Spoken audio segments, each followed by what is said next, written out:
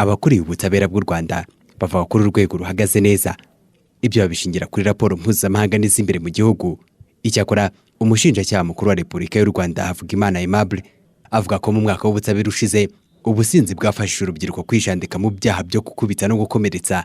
Dufata ingamba zihariye ku byaha bikomeza kugaragara ko byiyongera, cyane cyane ubujura n'icyaha cyo gukubita cyangwa gukomeretsa ku bushake, aho ibi byaha bibiri gusa byihariye 59.3% bw'ibyaha bikorwa muri rusange.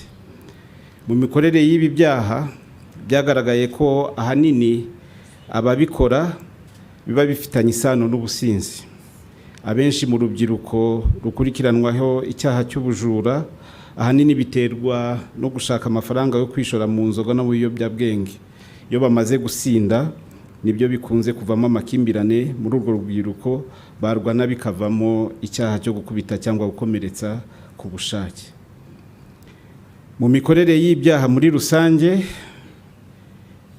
byagaragaye ko 72.8% y'ababikora bari ku kigero kitarengeje imyaka 30 y'amavuko.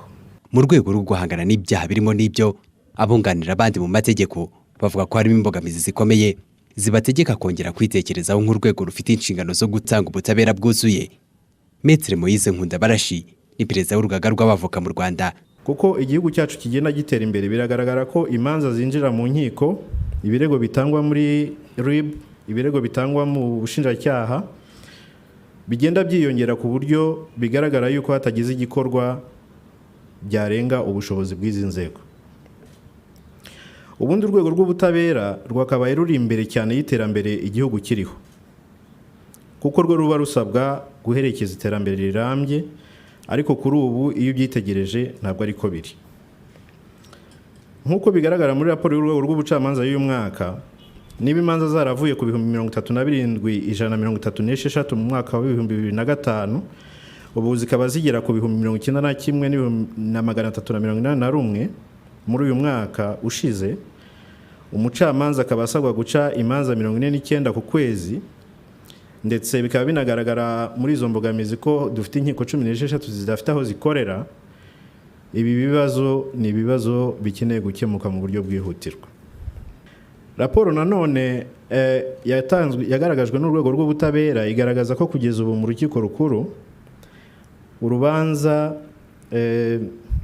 rugezemo ruburanishwa mu gihe cy'amezi 37. Bivuze ko iki gihe iyo ugereranyije neza ari imyaka 3 irengaho gato.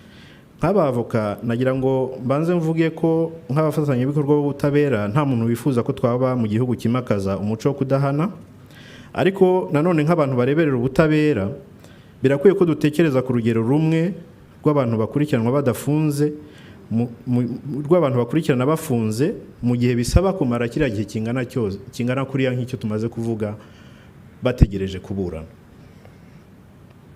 Ndagira ngo nibutse ko mu mahame agenga ubutabera nshinjabyaha bigaragara ko umuntu kuba yaburana adafunze ari ihame, ariko iyi mibare tumaze kubagaragariza haruguru biragaragara yuko irengayobora ari ryo rikurikizwa kurusha ihame. Bivuze ko nk'ubutabera dukwiye kwisuzuma. Ashingiye kuri izo mbogamizi, perezida w'urukiko rw'ikirenga Dr Nteziryayo Faustin yahaye umukoro Minisitiri w'Ubutabera wo gukemura ibyo bibazo bibangamiye imikorere y'urwego rw'ubutabera mu Rwanda.